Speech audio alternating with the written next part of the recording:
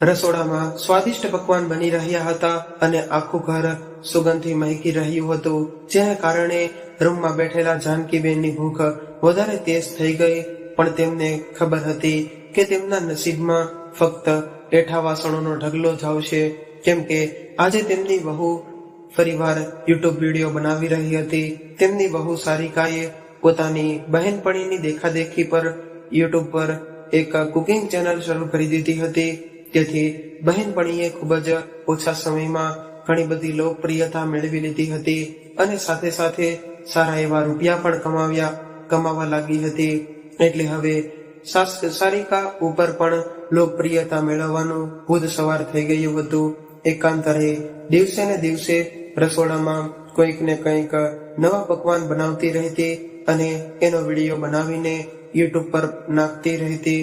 અને હા, એ વાત અલગ હતી કે તેઓ વિડીયો જોવાનું પસંદ નહોતું કરતું, છતાં પણ સારિકાની કોશિશ ચાલુ જ રહેતી હતી કે થોડી વારમાં સારિકા પકવાન બનાવીને બહાર ગઈ અને પોતાના બાળકોની સાથે તે પકવાનની મજા ઉપાડી રહી હતી. અને જ્યારે જાનકીબેન રસોડામાં આવ્યા તો વાસણોનો ઢગલો પડેલો હતો. વિડીયો બનાવવાના ચક્કરમાં વહુએ રસોડાનો બધો સામાન ફેલાવી દીધો હતો અને બધી સાફ સફાઈની જવાબદારી હવે જાનકીબેનની હતી. જાનકીબેનને સૌથી પહેલા પોતાના અને પોતાના પતિ માટે 4 રોટલીઓ બનાવી અને શાકનું કુકર તો ખાલી હતું. એટલે ગઈકાલે રાતથી વધેલા દાળથી જ તેમણે કામ ચલાવી લીધું અને ત્યાર પછી કોઈ કામવાળી બાઈની જેમ સાફ સફાઈમાં લાગી ગયા. અને રસોડાનું કામ પતાવ્યા પછી જ્યારે જાનકીબેન પોતાના રૂમમાં આવ્યા તો જોયું કે તેમના પતિ હેમંતભાઈ સૂઈ ગયા હતા. અરે, તમે દવા પીધા વગર જ સૂઈ ગયા, જાનકીબેને કહ્યું. પરંતુ હેમંતભાઈ ગાઢ નિંદરમાં હતા. એટલે જાનકીબેનને ફરીવાર તેમને કંઈક કહેવું યોગ્ય ન લાગ્યું અને પોતે જ પણ જઈને સૂઈ ગયા. 1 વર્ષ પહેલા જ હેમંતભાઈને લકવાની બીમારીને પોતાને ઝપેટી લીધા હતા. ત્યારથી તેઓ હરવા ફરવામાં લાચાર થઈ ગયા હતા. કંઈક બોલી પણ નહોતા શકતા.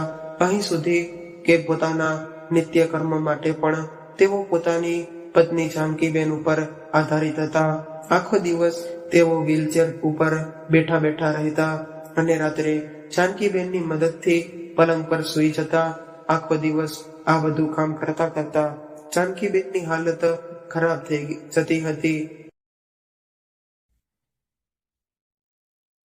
પરંતુ તે પરથી કંઈ લેવા દેવા દીકરા અને વહુને તેનાથી કંઈ પણ લેવા દેવા હતું નહીં. તેઓ તો બસ પોતાની દુનિયામાં જ મસ્ત હતા. બીજા દિવસે સવારમાં જ હેમંતભાઈનો સવાનો અવાજ આવતા લાગ્યો તો જાનકીબેન તેમની તરફ જોયું. હેમંતભાઈ પોતાનું પેટ પકડીને જોર જોરથી કણસી રહ્યા હતા અને પછી અચાનક જ તેમણે ઉલટી થઈ ગઈ અને તેમની વધારે હાલત ખરાબ જોઈને જેવા જાનકીબેન પોતાના દીકરાને જાણ કરવા ગયા તે જ સમયે તેમનો દીકરો તૈયાર થઈને બહાર આવ્યો અને બોલ્યો, મમ્મી, આજે છોકરાઓની પરીક્ષાનું રિઝલ્ટ છે એટલે અમે સ્કૂલે જઈ રહ્યા છીએ. એટલે જાનકીબેન બોલ્યા, બેટા જરાક જોતો, તારા પપ્પાની હાલત વધારે ખરાબ થઈ ગઈ છે. સવારથી તે 2 વખત ઉલટી થઈ ગઈ છે અને પેટના દુખાવાથી ખૂબ જ પરેશાન છે. તેમનો દીકરો કંઈક કહે તે પહેલા જ વહુ સારિકા ઝડપથી બોલી, આ ઉંમરમાં પણ જીભના સ્વાદ પર કોઈ રોક નહીં લગાડે તો એવું જ થશે ને. અરે, દિવસમાં 4 વખત તો ચા પીવે છે, હવે એસિડિટી ન થાય તો બીજું શું થશે? વહુની આ વાત પર જાનકીબેન હેરાન રહી ગયા અને વિચારવા લાગ્યા કે જ્યારે જમવામાં તાજું શાક ન મળે અને વાસી દાળ ખાવી પડે તો તબિયત તો બગડશે જ ને. પરંતુ વહુની સામે આ બધી વાતો કરવાની તેમનામાં હિંમત થઈ નહીં. ત્યારે તેમનો દીકરો બોલ્યો, અરે મમ્મી, 1-2 વખત ઉલટી થઈ ગઈ તો એમાં ચિંતા કરવાની શું વાત છે? પેટનો કચરો નીકળી જશે એટલે થોડી વારમાં ઠીક થઈ જશે. પપ્પા, આમ પણ આ બધી વાતો માટે મારી પાસે બિલકુલ ટાઈમ નથી. એવું કહીને દીપેન પોતાની પત્ની અને બાળકોને લઈને નીકળી ગયો. પરંતુ જાનકીબેન પોતાના પતિને આવી હાલતમાં જોઈ નહોતા શકતા. પાકીટ ખોલીને જોયું તો એમાં ફક્ત 50 રૂપિયા હતા. તેઓ જલ્દી પાસેની જ એક દવાની દુકાનેથી તેમના માટે ઉલટીની દવા લઈ આવ્યા. હવે હેમંતભાઈની તબિયત થોડીક બરાબર થઈ, પરંતુ વારંવાર ઉલટી થવાને કારણે હેમંતભાઈના બધા જ કપડાં ગંદા થઈ ગયા હતા. પરંતુ આટલી ઠંડીમાં માથેથી કપડાં ધોવાનું વિચારીને જ જાનકીબેનને ધ્રુજારી છૂટવા લાગી. બારે તડકો પણ ન હતો અને મશીનમાં કપડાં ધોવા અને સુકવવા સરળ થઈ જશે એમ વિચારીને તેમણે મશીનમાં કપડાં ધોવા માટે નાખી દીધા. પરંતુ થોડા સમય પછી જ્યારે સારિકા ઘરે આવી તો મશીનમાં કપડાં ધોવાતા જોઈને ગુસ્સે થઈ ગઈ. મમ્મી, તમે મારા મશીનમાં પપ્પાના ગંધારા કપડાં શું કામ નાખ્યા? એવું કહેતા તેણે તરત જ સ્વિચ બંધ કરી દીધી અને બધા કપડાં કાઢીને જાનકીબેન તરફ ફેંક્યા અને કડકડતા અવાજમાં બોલી, હવે પછીથી તારા પિયરેથી આવેલા આ મશીનને હાથ પણ અડાડ્યો તો મારાથી ખરાબ કોઈ નહીં થાય. તેનો વ્યવહાર જોઈને જાનકીબેન હેરાન રહી ગયા. તેઓ સ્તબ્ધ રહીને તેની તરફ જોઈ રહ્યા હતા. પરંતુ વધારે હેરાનીની વાત તો એ હતી કે તેમના દીકરાની સામે જ તેમની વહુ તેમની સાથે આવું વર્તન કરી રહી હતી અને તે ફક્ત મુખદર્શન બનીને ઊભો હતો. આટલું અપમાન સહન કરીને તેમની આંખોમાંથી આંસુઓની ધારા વહેવા લાગી. પછી પોતાની જાતને સંભાળીને કડકડતી ઠંડીમાં તેઓ ઠંડા પાણીથી કપડાં ધોવા લાગ્યા અને કપડાં પણ એટલા બધા હતા કે ધોતા ધોતા તેમની કમર જકડાઈ ગઈ અને ઠંડીને તેમની હાલત ખરાબ પણ કરી નાખી. જેમ તેમ કામ પતાવીને તેઓ પોતાના રૂમમાં ગયા અને પલંગ પર આડા પડી ગયા. તેઓ એટલા વધારે થાકી ગયા હતા કે નીંદર ક્યારે આવી ગઈ ખબર જ ન પડી. જાનકીબેનની કમર જકડાઈ જવાને કારણે તેમને ખૂબ જ દુખાવો થઈ રહ્યો હતો. એક બાજુ આખો દિવસ સતત કામ કરતા કરતા જાનકીબેનનું શરીર નબળું થઈ ગયું હતું તો તેમના હાથ પગમાં શક્તિ રહી ન હતી. તો બીજી બાજુ સારિકા હંમેશા નવા નવા પકવાન બનાવીને વાસણોનો ઢગલો કરીને રાખી દેતી. આટલું કામ કરવા છતાં પણ સારિકા તેમને એકવાર પર અપમાનિત કરતી રહેતી. સવારે આંખ ખુલી તો જાનકીબેનની નજર ઘડિયાળ પર ગઈ. 10 વાગી ગયા હતા. તે જ વખતે તેમને ખ્યાલ આવ્યો કે હજી સુધી તેમણે તેમના પતિને સવારનો નાસ્તો પણ કર્યો નથી. નબળાઈને કારણે હેમંતભાઈ પાછા સૂઈ ગયા હતા. ઊભી થઈને કંઈક હળવો નાસ્તો બનાવી દઉં, જાનકીબેન આવું વિચારી રહ્યા હતા. તે જ સમયે એક કડકતો અવાજ તેમના કાનમાં પડ્યો. અચ્છા, અહીં તમે આરામ ફરમાવી રહ્યા છો અને ત્યાં આખા રસોડાના વાસણ ચોકડીમાં પડ્યા છે. તેણે કોણ સાફ કરશે? જલ્દી જલ્દી ઉઠો અને હાથ ચલાવો. ઘણું બધું કામ બાકી છે. પણ સારિકા, હજુ સુધી તો અમે નાસ્તો પણ નથી કર્યો. મારે તારા પપ્પા માટે ખીચડી બનાવવાની છે. ત્યાર પછી હું વાસણ સાફ કરી નાખીશ. અરે, આ કઈ સમય છે નાસ્તો બનાવવાનો? હવે મારો વિડીયો બનાવવાનો સમય છે. જલ્દી ઊભા થાવ અને જેટલું કહ્યું એટલું જ કરો. એવું કહીને સારિકા પગ પછાડીને જતી રહી. બિચારા જાનકીબેન મરતો શું ન કરતો. આખરે પોતાની કમરના દુખાવાને ભૂલીને જલ્દીથી વાસણ સાફ કરવા લાગ્યા. આજે એમના મનની પીડા અસહનીય થઈ ગઈ હતી. તેમના હૃદયમાં તોફાનોના વમળ ઉપડી રહ્યા હતા. વિચારવા લાગ્યા, આજે વહુએ બધા ખરાબ કપડાં ઉપાડીને મારા પર ફેંક્યા અને એ પણ મારા પોતાના દીકરાની સામે. આ દિવસ જોવાથી પહેલા હું મરી કેમ ન ગઈ?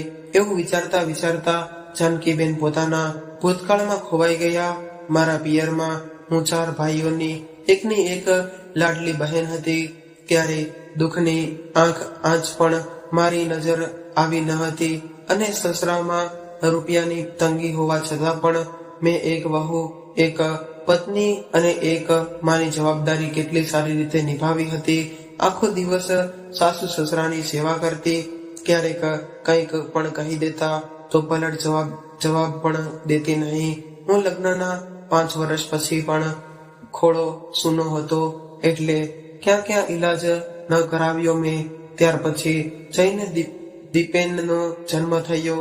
કેટલા લાડકોડથી ઉછેરીને મોટો કર્યો અને પોતાના દીકરાને તેને ભણાવવા માટે મેં પોતાના દાગીના પણ વેચી નાખ્યા.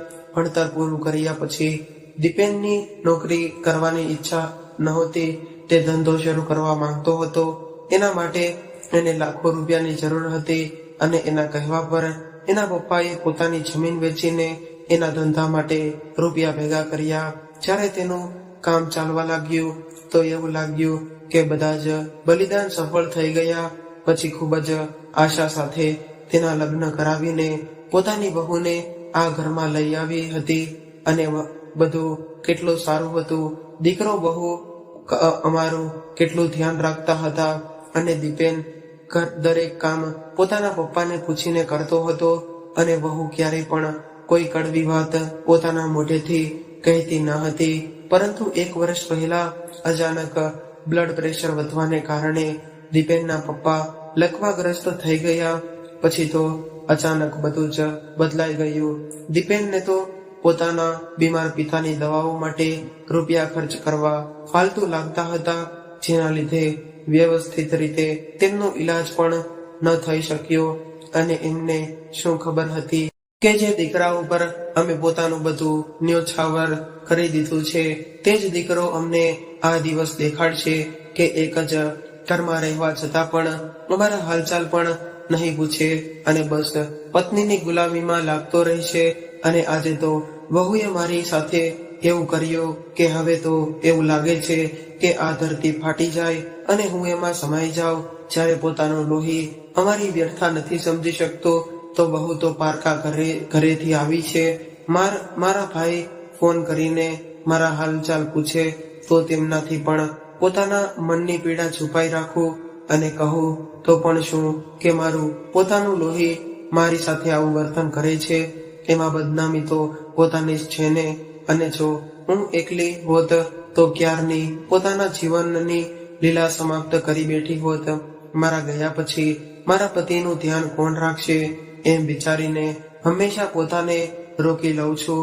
પોતાની જાત સાથે જ વાતો કરતા જાનકીબેન ની આંખોમાંથી આંસુની ધારા વહેવા લાગી અને હેમંતભાઈ પણ હંમેશા કંઈ પણ કરી શકતા ન હતા, પરંતુ પોતાની લાચારી અને પોતાની પત્નીની હાલત પર આંખોમાંથી આંસુ વહેરાવતા રહેતા. અને આજનો નાસ્તો પણ ખૂબ જ મુશ્કેલીથી સાંજે નસીબમાં આવ્યો હતો. અને તે બંનેને બીજા દિવસે સવારે જ્યારે જાનકીબેન ઉઠ્યા અને ટેકો આપીને હેમંતભાઈને ઉઠાડવા ગયા તો જોયું કે તેમનું શરીર ગરમ પડ્યું છે અને માથું ભઠ્ઠીની જેમ તપી રહ્યું હતું. તેમની હાલત જોઈને જાનકીબેન ચિંતિત હતા. જેવા રૂમની બહાર ગયા તો જોયું કે દીકરો અને વહુ પોતાના બાળકોની સાથે તૈયાર થઈને થોડા થેલા લઈને પોતાના રૂમની બહાર નીકળી રહ્યા છે. તેમને જોઈને જાનકીબેન હેરાન રહી ગયા. બેટા, ક્યાં જઈ રહ્યા છો? જાનકીબેને પૂછ્યું. એટલે દીપેને કહ્યું, હા મમ્મી, છોકરાઓની પરીક્ષા પછી અત્યારે તેમને છૂટીઓ છે એટલે અમે 4-5 દિવસો માટે શિમલા ફરવા જઈ રહ્યા છીએ. આ સાંભળીને જાનકીબેને કહ્યું, બેટા, પરંતુ તારા પપ્પાની હાલત તો ઠીક નથી. તેમને ડોક્ટર પાસે લઈ જવા પડશે. ખૂબ જ વધારે તાવ છે. એટલે દીપેને કહ્યું, મમ્મી, તમે સમજતા કેમ નથી? આ ઉંમરમાં આ બધું તો ચાલ્યા કરે. તાવની ગોળી આપી દેજો એટલે થઈ જશે બરાબર. અમારી ટિકિટો બુક થઈ ગઈ છે અને તમારા કારણે અમે ફરવા જવાનો પ્લાન તો કેન્સલ ન કરી શકીએ ને. ત્યારે ગેટ ઉપર ઊભી સારિકાએ અવાજ દીધો, અરે હવે જલ્દી કરો, આપણી ટ્રેન છૂટી જશે. આ લોકોનું તો આમ જ ચાલતું રહેવાનું છે. હા હા, બસ હમણાં આવ્યો. એવું કહેતા દીપેન થેલો ઉપાડીને ચાલતો થયો અને જાનકીબેન સ્તબ્ધ બનીને દરવાજા તરફ જોતા રહી ગયા. જ્યારે દીકરો અને વહુ ત્યાંથી જતા રહ્યા. નાસ્તો બનાવવા માટે રસોડામાં ગયા તો જોયું કે ના તો રસોડામાં લોટ હતો કે ના તો કોઈ દાળ અને ના ફ્રીજમાં કોઈ શાક રાખેલું હતું અને કંઈ ખરીદવા માટે જાનકીબેનની પાસે રૂપિયા પણ હતા નહીં. જ્યારથી હેમંતભાઈ બીમાર થયા હતા ત્યારથી જાનકીબેન પૈસાથી પણ લાચાર થઈ ગયા હતા, કેમ કે તેમનો દીકરો ક્યારેય તેમના હાથમાં એક રૂપિયો પણ દેતો ન હતો. પોતાના દીકરાના વ્યવહાર અને પોતાની કિસ્મત પર જાનકીબેન રડવા લાગ્યા. તેમને સમજાતું ન હતું કે તેઓ શું કરે, પરંતુ જમવાની વ્યવસ્થા તો કરવી જ હતી. એટલે કંઈ વિચાર કરીને કરિયાણાની દુકાન પર ગયા અને દુકાનદાર પાસે થોડુંક રાશન ઉધાર દેવા માટે કહ્યું. એટલે દુકાનદારે સાફ મનાઈ કરી દીધી, પરંતુ તેઓ ખાલી હાથે ઘરે પણ પાછા ફરી શકતા ન હતા. ત્યારે તેમના દિમાગમાં કંઈક ખ્યાલ આવ્યો અને પછી મનમાં રહેવા લાગ્યા. ક્યારેક વિચાર્યું ન હતું કે આવી સ્થિતિ પણ આવશે, પરંતુ પરિસ્થિતિને જોતા તેમને બીજો કોઈ ઉપાય પણ સૂઝી નહોતો રહ્યો. થોડી વારમાં તેમણે પોતાની પડોશણનો દરવાજો ખખડાવ્યો અને તેને કહ્યું, વિમળાબેન, 500 રૂપિયા ઉધાર મળશે શું? એમાં એવું છે ને કે મારો દીકરો વહુ બહાર ફરવા ગયા છે. એમને મને રૂપિયા તો આપીને ગયા હતા, પરંતુ ઉંમરને કારણે મને હવે સરખું યાદ નથી રહેતું કે મને યાદ નથી કે મેં ક્યાં રાખી દીધા છે. જ્યારે તે બંને આવશે તો તેની પાસેથી લઈને તમને આપી દઈશ. કંઈ વાંધો નહીં જાનકીબેન, પાછા આપવાની ઉતાવળ ન કરતા, જ્યારે અનુકૂળતા હોય ત્યારે આપી દેજો. એવું કહેતા વિમળાબેને તેમને 500 રૂપિયા આપ્યા. ત્યાર પછી જાનકીબેન રસોઈ બનાવવા માટે કંઈક સામાન લઈ શક્યા અને હેમંતભાઈ માટે તાવની દવા પણ ખરીદીને લઈ આવ્યા. ઘરે પહોંચીને જલ્દી જમવાનું બનાવ્યું અને બીમાર પતિને ખવડાવ્યું. પરંતુ જ્યારે પોતે ખાવા બેઠા તો પહેલો કોળિયો મોઢામાં નાખતા જ તેમની આંખમાંથી આંસુ વહી નીકળ્યા. આજે એની સહન શક્તિની હદ વટી ગઈ હતી. પછી જાનકીબેનને યાદ આવ્યું કે તેમના ભાઈઓએ કેટલી વખત તેમને કહ્યું હતું કે એક વખત અમારી સાથે મુંબઈ ચાલો, ત્યાં અમે સારા ડોક્ટર પાસે ઈલાજ કરાવી દઈશું. પરંતુ દીકરાએ હર વખતે એમ કહીને ના પાડી દીધી કે મોટું શહેર છે એટલે મોટી હોસ્પિટલમાં ખર્ચો પણ વધારે થશે. પૂરી રીતે પરેશાન થઈને જાનકીબેન એકાએક પોતાને જ કહી બેઠા કે આજ સુધી તો હું એ કારણે ચૂપ હતી કે જો બીજાને હાલચાલ કહીશું તો પોતાનો જ દીકરો બદનામ થશે. પરંતુ આજે પાણી માથા ઉપરથી જઈ રહ્યું હતું. આખો દિવસ કામવાળી બાઈની જેમ કામ કરું છું, વાસણ સાફ કરું છું, છતાં 2 સમયનું જમવાનું પણ વ્યવસ્થિત મળતું નથી. આટલો ત્યાગ કર્યા પછી પણ આ ઘરમાં આ મા બાપની કોઈ કદર નથી. અમારી ઉપસ્થિતિ કે અનુપસ્થિતિથી કોઈને કંઈ ફરક નથી પડતો. ખૂબ થઈ ગયું, કરી લીધી દીકરાઓની પોતાની મનમાની અને ઘણી નાચવી લીધી. બહુએ મને પોતાની આંગળી ઉપર એમ વિચારતા જાનકીબેન અચાનક પોતાના આંસુ લૂછીને ઊભા થઈ ગયા અને પોતાના મોટા ભાઈ ચંદ્રેશભાઈને ફોન લગાડ્યો. ફોન પર પોતાના પતિ હેમંતભાઈની હાલત વિશે જણાવ્યું તો ભાઈએ કહ્યું કે તું આજે જ અમારી સાથે મુંબઈ આવી જા. હું હમણાં જ આવું છું. તમને બંનેને પોતાની ગાડીમાં લઈ જાઉં છું. અહીં મારા ઓળખીતા એક સારા ડોક્ટર છે. એમને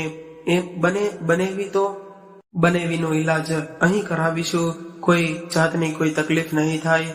ભાઈ સાથે વાત કર્યા પછી જાનકીબેન પોતાનો અને પોતાના પતિનો થેલો પેક તૈયાર કરવા લાગ્યા અને સાથે તેમણે પોતાના ઘરના કાગળિયા પણ રાખી લીધા હતા. સાંજ થઈ તો દરવાજા પર ઘંટડી વાગી. જાનકીબેને દરવાજો ખોલ્યો તો તેમના બંને મોટા ભાઈ તેમની સામે ઊભા હતા.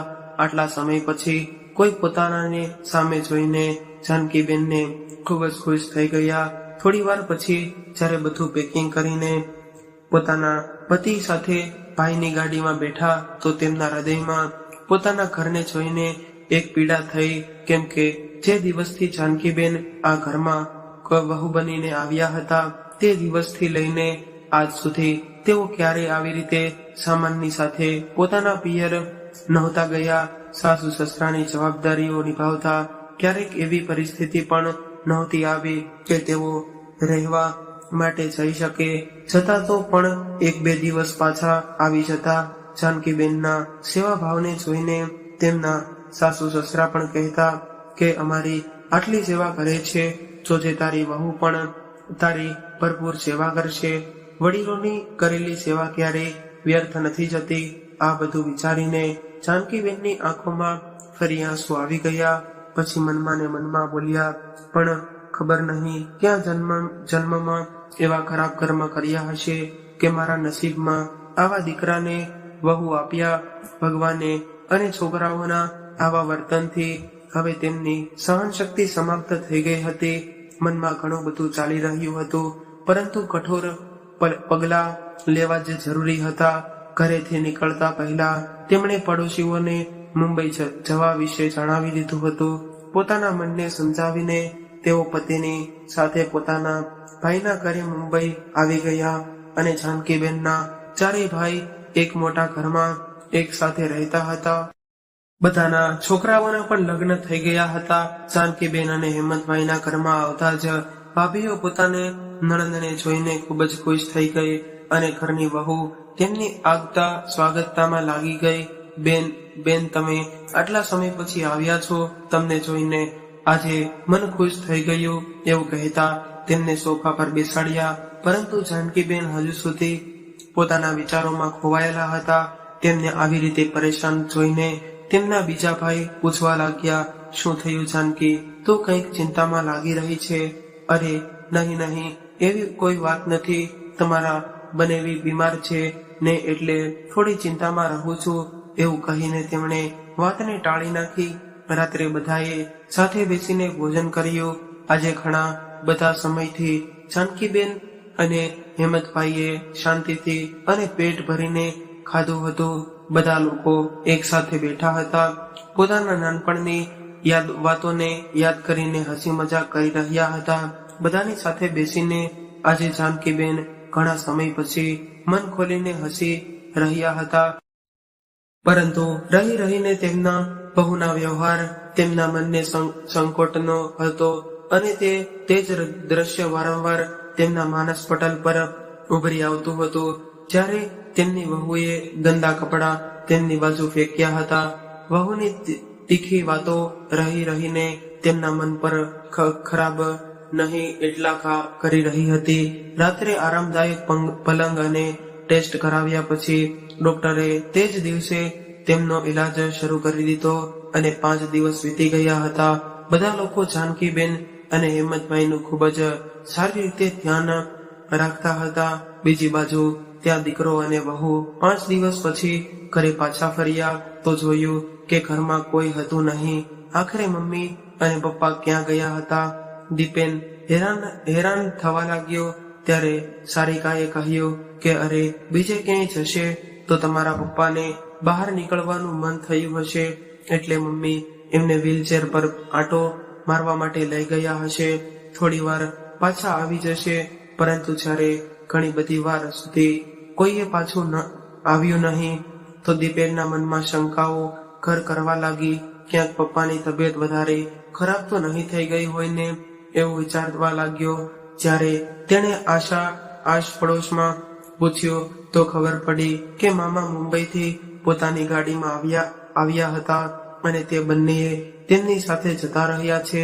ચલો થોડા દિવસો માટે તેમનાથી છુટકારો મળ્યો એવું વિચારતા દીકરા અને વહુએ શાંતિથી શ્વાસ લીધો.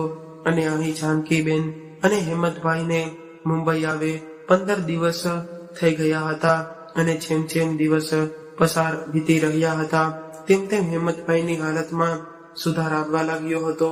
હવે તેમ થોડું બોલવા લાગ્યા હતા અને તેમના શરીરના અંગો પણ થોડા કામ કરવા લાગ્યા હતા. આ જોઈને જાનકીબેનને થોડી રાહત થઈ. પરંતુ અહીં રહેતા જાનકીબેન અંદરને અંદર સંકોચ અનુભવી રહ્યા હતા. ક્યારેક બેઠા જ તેમની આંખોમાં આંસુ આવી જતા અને વિચારવા લાગતા કે આખરે ભાઈઓના ઘરે ક્યાં સુધી બોજ બનીને રહીશું. ભાભીઓ મારા વિશે શું વિચારશે? ચંદ્રેશભાઈ પોતાની બહેન જાનકીને ખૂબ જ સારી રીતે ઓળખતા હતા.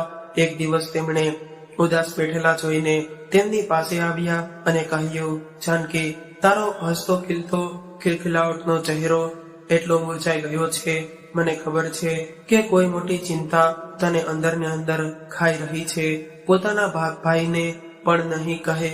એટલે જાનકીબેન તેમના ખભા પર માથું રાખીને રડવા લાગ્યા અને બોલ્યા, શું કહું ભાઈ, મારા પર શું વીતી રહ્યું છે? અરે પાગલ, અમે બધા શેના માટે છીએ? તારા ભાઈ હજી જીવતા છે. ચંદ્રેશભાઈએ કહ્યું. એટલે જાનકીબેને બધી જ વાત તેમને કહી દીધી. જાનકી વાત આટલી બધી આગળ વધી ગઈ છે અને તે અમને કંઈ કહ્યું કેમ નહીં? એટલા પારકા સમજી લીધા પોતાના ભાઈને. હવે હશે જાગ્યા ત્યારથી સવાર. હવે તારે ચિંતા કરવાની કોઈ જરૂર નથી. તારો ભાઈ બધું સંભાળી લેશે.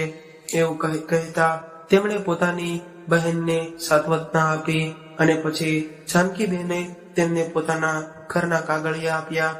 અને ચંદ્રેશભાઈનો દીકરો એક મોટો વકીલ હતો એટલે આના વિશે એમણે પોતાના દીકરા સાથે બેસીને વિચાર કર્યો. અને થોડા દિવસો વધારે વીત્યા તો દીપેન અને તેની પત્ની સારિકા પણ મામાના ઘરે આવી ગયા. અને દીપેને ગુસ્સામાં પોતાની માને કહ્યું, મમ્મી, તમે લોકો અમારી સાથે આવું કઈ રીતે કરી શકો? શું કોઈ પોતાના દીકરા અને વહુ સાથે આવું કરે છે? અને ઉપરથી ઘર ખાલી કરવા માટે પણ તમે અમારી પાસે નોટિસ મોકલી દીધું.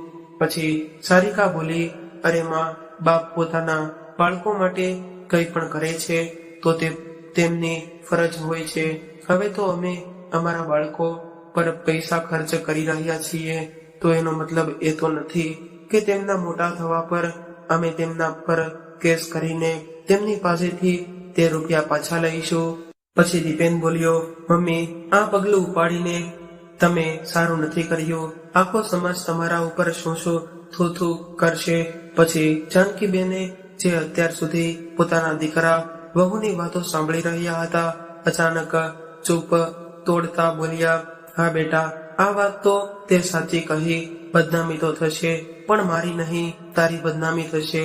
તું કદાચ એ ભૂલી રહ્યો છે કે તારી માં બનવા પહેલા હું એક પત્ની છું. પોતાના દીકરા હોવાની ફરજ તો હું ભૂલી ગઈ છે.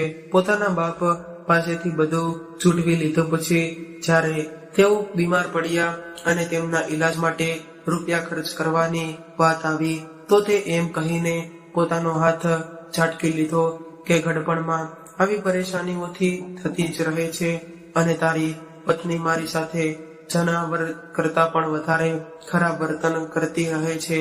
તે પણ તને દેખાતું પણ નથી.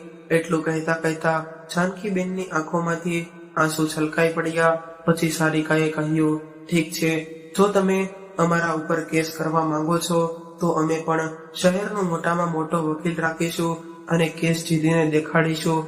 એવું કહીને પોતાના પતિ દીપેનને લઈને જતી રહી.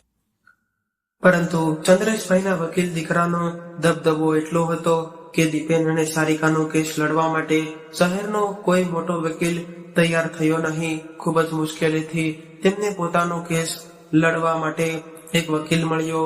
અદાલતમાં જજ સાહેબે બંને પક્ષોની વાતો સાંભળી અને ચંદ્રેશભાઈના વકીલ દીકરાએ પૂરા વિસ્તારથી જજ સાહેબને જણાવ્યું કે કઈ રીતે માતા પિતાએ પોતાનું બધું ન્યોછાવર કરીને પોતાના દીકરાને તેના પગ પર કર્યો હતો અને આજે તેમની સાથે કઈ રીતે વ્યવહાર થઈ રહ્યો છે.